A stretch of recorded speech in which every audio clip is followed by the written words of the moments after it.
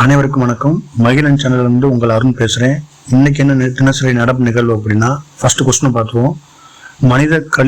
மனிதர்களை கையால் அகற்றும் பணியினை எந்த ஆண்டு முதல் மத்திய அரசு தடை செய்துள்ளது?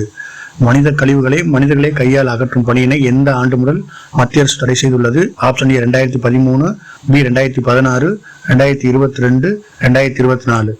இதுக்கான ஆன்சர் வந்து ஆப்ஷன் ஏ 2013. இப்போ இதை பற்றி தெளிவாக பார்ப்போம். மனிதர்களை அகற்றும் பணியாளர்கள் இல்லாத மாவட்டம் சொல்லி இப்போ ரீசன்ட் கரண்ட் அஃபேர்ஸ் மொத்தம் எத்தனை மாவட்டங்கள் எண்ணிக்கை இல்லாமல் இருக்காங்கன்னா 249 பேர். இது யார் வெளியிட்டிருக்காங்கன்னா மத்திய சமூக நீதி மற்றும் அதிகாரமளித்தல் துறை வெளியிட்டிருக்கு.